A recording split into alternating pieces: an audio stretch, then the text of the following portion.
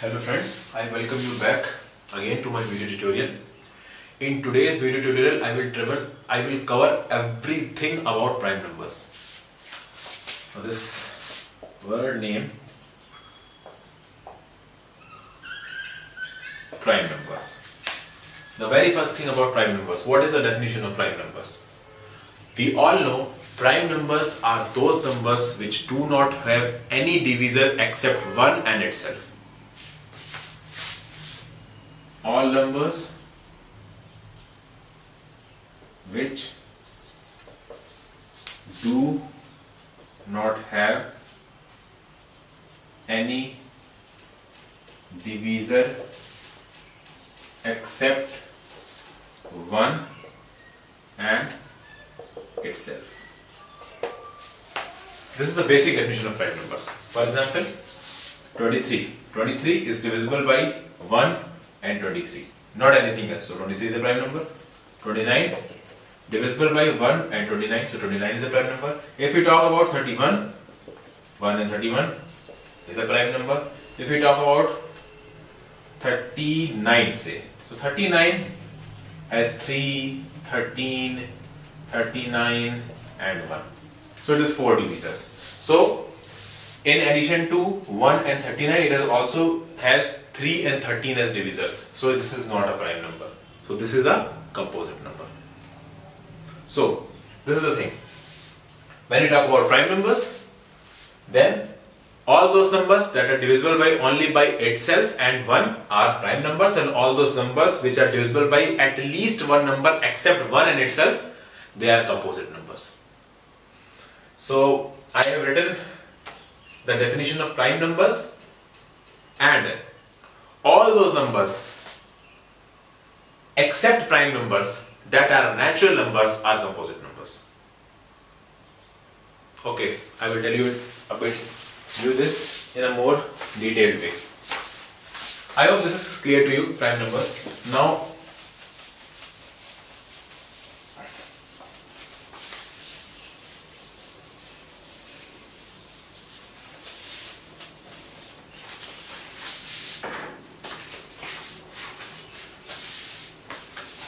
what are natural numbers? You just need to know. Before proceeding further, I just need to tell you what is natural number. All positive integers are natural numbers. As simple as that. So if you are asked what are natural numbers, all positive integers comprise natural number. What are whole numbers? Whole numbers are natural numbers plus 0. That means all positive integers add 0.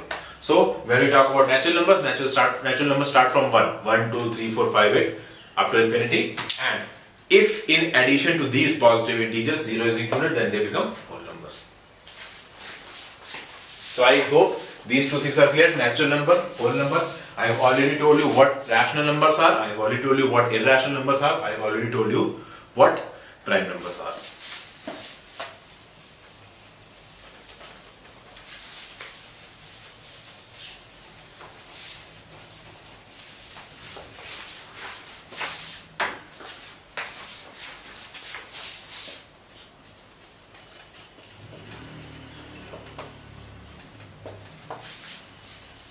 All numbers except prime numbers are composite. This is the basic definition of composite number. All natural numbers except prime numbers are composite. Or the second definition, this is the first definition. Second definition can be something like this, that has at least one divisor except 1 and itself.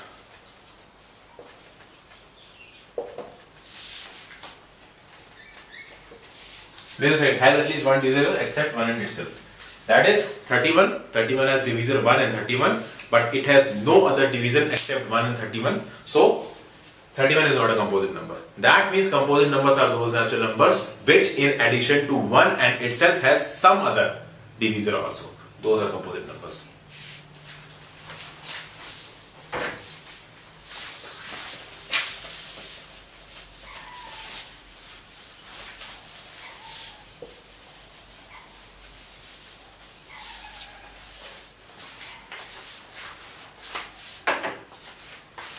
Now, how to find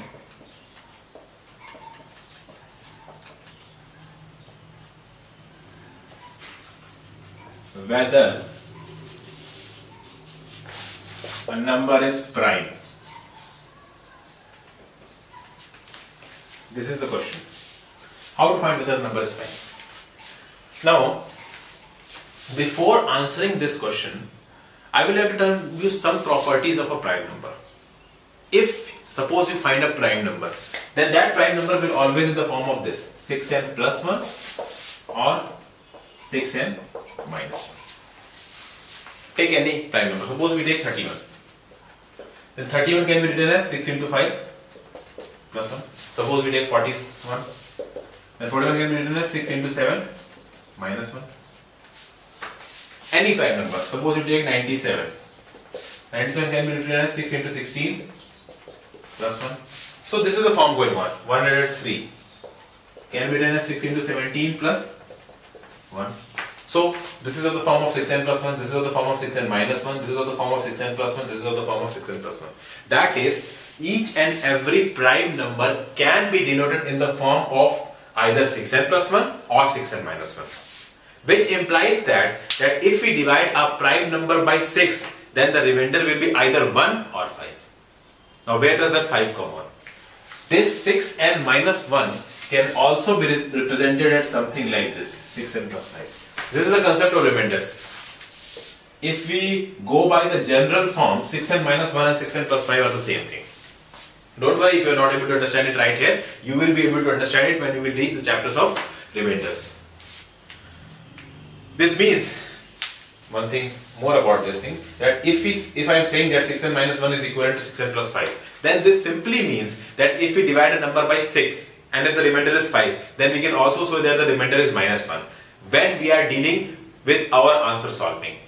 Obviously remainders can never be negative, but when we are solving answers and when we are solving questions of remainders, then we can take negative remainders. The concept of negative remainders, I will explain it to you in detail. There it will be clear to you. Here I am only telling the properties of prime numbers, and all prime numbers are of the form of either 6n plus 1 or 6n minus 1.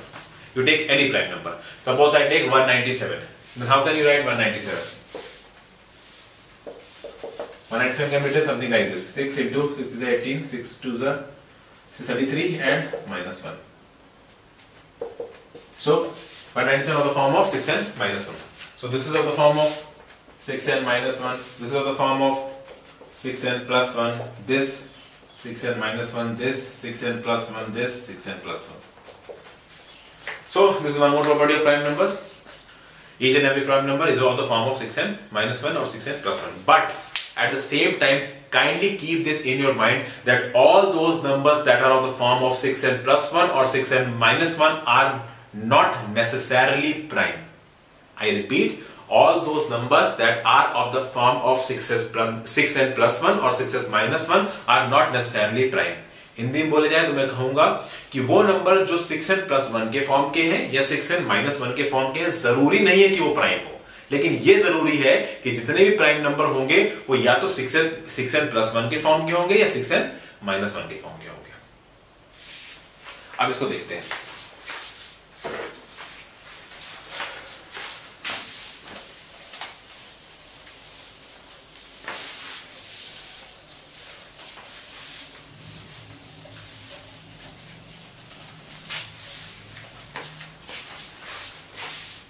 Let us suppose that we have to find out that whether a number 137 is prime or not. तो उसका तरीका क्या है निकालने का? अगर हमको ये पता करना है कि 137 एक प्राइम नंबर है कि नहीं है, whether we have to find out, if you have to find out that whether 137 is prime or not, the very first step we are going to do it that we will calculate the square root of this number. We have to find whether 137 is prime or not. We are going to calculate the square root of this number. We know that the 12 square is equals to 144. 11 square is equals to 121. So it will be somewhere around 11 and 12. 12 square is 144. 11 square is 121. So somewhere around 11 point this. Then the rule of prime number says that if we have to calculate or we have to find that whether a particular number is prime or not, we will first calculate the square root of that number. I calculated, it came out as 11 point something. I don't know the exact number and there is no need to know the exact quantity. Now, I take the number just below it or the integer just below it. It is 11. 11 point something is the answer. 11. I take 11 just below. Then 11. Now I will write down all those prime numbers that are less than 11. All those prime numbers that are less than 11. All prime numbers less than 11. Which one are they? 2, 3, 5, 7 and 11. 11 is also a prime. One thing, 2 is the smallest and the only even prime number. Just make a note. I will make these small notes at regular intervals to you. So, write it here. 2 is the only even and the smallest prime number.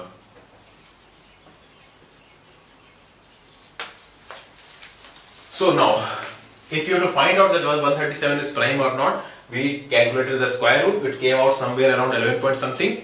We took 11 and we jotted down all the prime numbers that are less than 11, including 11. So it came out at 2, 3, 5, 7 and 11. Obviously, if the square root is coming out as something like 11 point something, then 11 cannot be a factor of this thing. So 2, 3, 5 and 7. Now we are going to check that whether this 137 is divisible by any of these numbers. So I start checking, is 137 divisible by 2? No. 137 is an odd number, 2 is an even number, it cannot be divisible. Is 137 divisible by 3? No. 137 is also not divisible by 3. Is 137 divisible by 5? No, not divisible. Is 137 divisible by 7? Just calculate it. I don't think so. It is not divisible by 7. Because 7 into 20 is 140. This 137 is not divisible by 7. And obviously 137 is also not divisible by 11. So, if we are going to calculate the square root of a number and jot down all the prime numbers less than the square root, then when we will divide that particular number by all those prime numbers and any of the prime numbers is not able to divide that number, then we can easily say that this 137 number is a prime number. Because it is not divisible by any of these numbers, not divisible. So again, मैं हिंदी में इसको repeat करता हूं कि अगर आपको पता करना है कि एक नंबर प्राइम है कि नहीं है, तो आप सबसे पहले उस नंबर का स्क्वायर रूट निकालेंगे। स्क्वायर रूट आने के बाद उस स्क्वायर रूट से कम जितने भी प्राइम नंबर होंगे, उस स्क्वायर रूट से छोटे जितने भी प्राइम नंबर्स होंगे, आप उनको लिखेंगे। 11 से छोटे जितने प्राइम नंबर से मैंने लिखा है यहाँ पे, और अब मैंने इस नंबर 137 को उन प्राइम नंबर से डिवाइड किया। जब मैंने डिवाइड करके देखा तो मैंने ये देखा कि 137 इनमें से किसी भी नंबर से डिवाइड नहीं हो रहा है। तो जब ये 137 इनमें से किसी भी नंबर से डिवाइड नहीं हो रहा है, तो हम ये सेफली कह सकते हैं कि ये नंबर 137 प्राइम है। अगर ये नंबर इनमें से किसी से भी डिवाइड हो जाता तो हम ये कह देते कि ये नंबर प्राइम नहीं है। ये इसको करने का मेथड है। एक और एग्जांपल लेते हैं।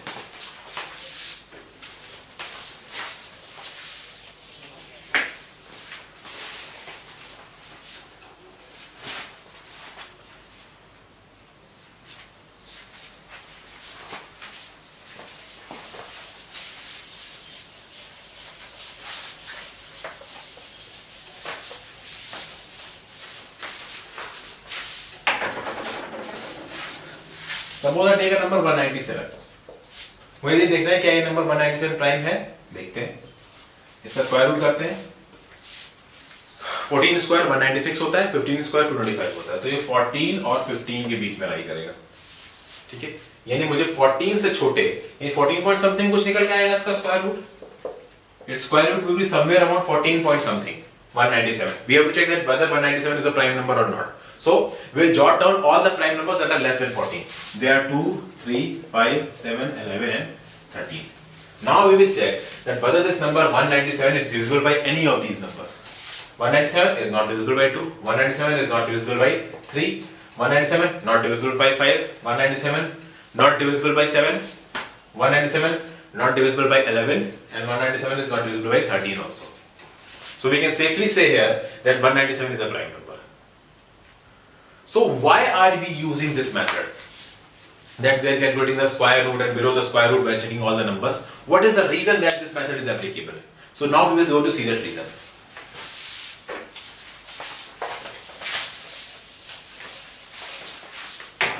I take a number 60. Now I am writing number 60 like this: 1 into 60, 2 into 30, 3 into 20, 4 into 15, 5 into 12, 6 into 10. Okay, these, what are these? These are the factor pairs of this number. Factor pairs. This one factor pair, one factor pair, one factor pair, one factor pair, one factor pair, one factor pair.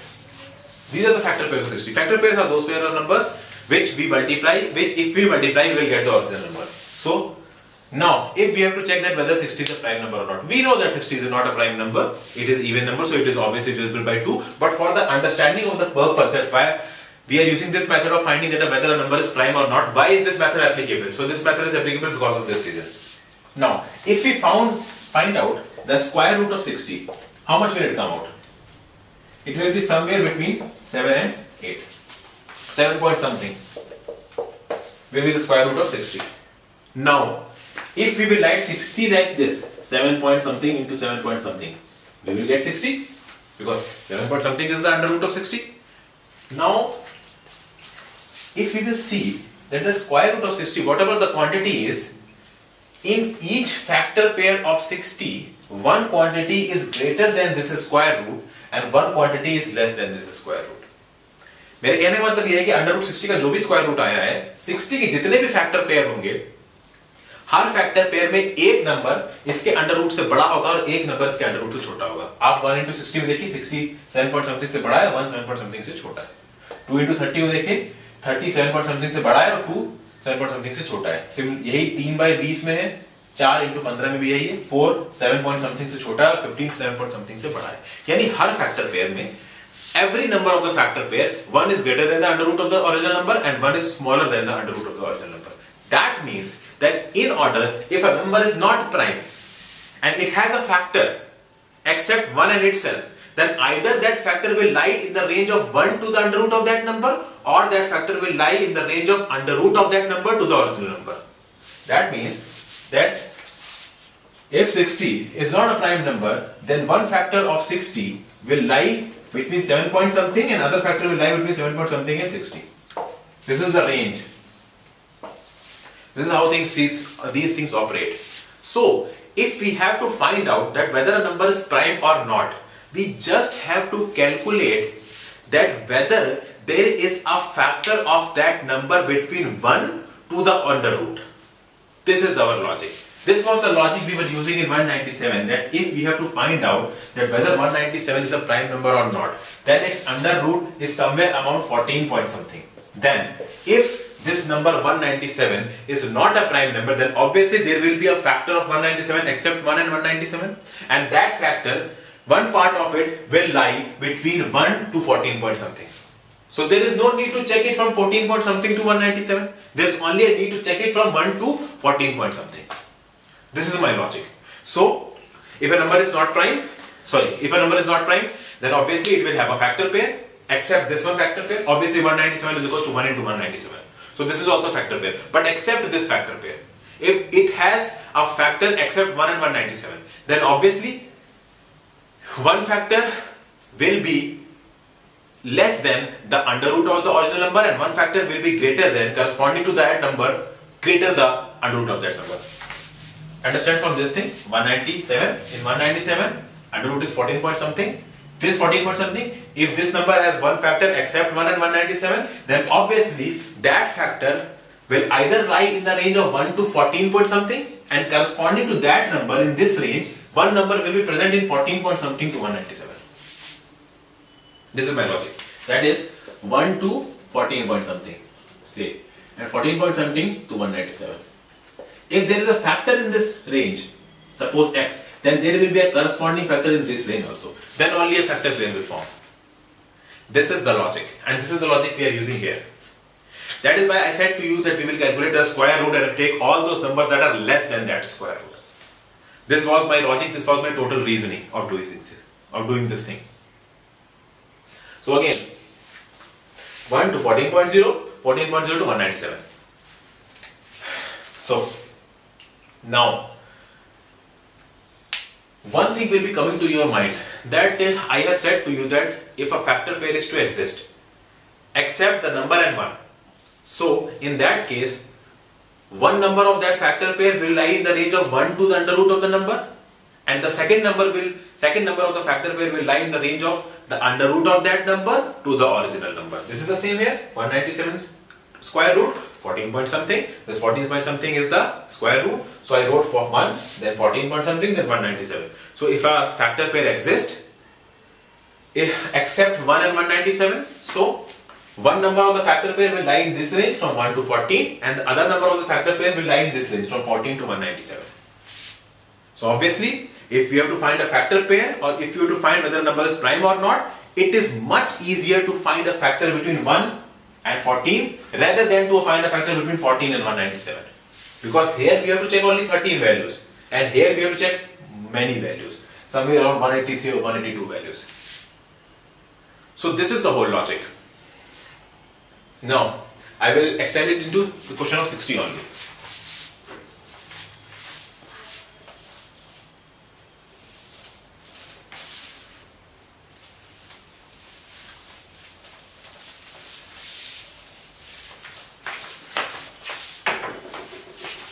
The first factor of 60 is 1. The last factor of 60 is 60. And the square root was somewhere around some 7 point something. So, one has to be here, then other has to be here. So, if we check between these things, how much were there? 2, 3, 4, 5, 6. 2, 3, 4, 5, 6. These are there. 2, 3, 4, 5, 6. And corresponding to this, one factor would be here. So, if we take a big number, suppose we are taking 197. Square root of 197, somewhere around 14. So we round down number like this: 1, 2, 3, 4, 5, 6, 7, 8, 9, 10, 11, 12, 13, 14. So my logic says that if 197 is not a prime number and it has factors except 1 and 197, then obviously it will have a factor pair, and if it will have a factor pair, then one number of that factor pair will be less than 14 point something, and the other number of that factor pair will be greater than 14 point something and less than 197. This was my logic. So it is better to search a factor of 197 between 1 and 14, because if it is a factor pair, if there is a factor pair, then one factor will be definitely between 1 and 14. So let us search that factor.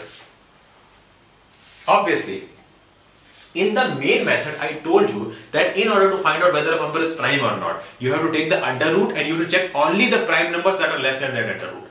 But here we are checking all the numbers. Now, look at it. 197 cannot be divisible by an even number, because 197 is an odd number, and obviously if a number is even, we don't need to check it whether it is prime or not, because if a number is even, it is divisible by 2, and if it is divisible by 2, it cannot be prime. So 197 is odd, 197 cannot be divisible by an even number. So we cut all the even numbers. All even numbers are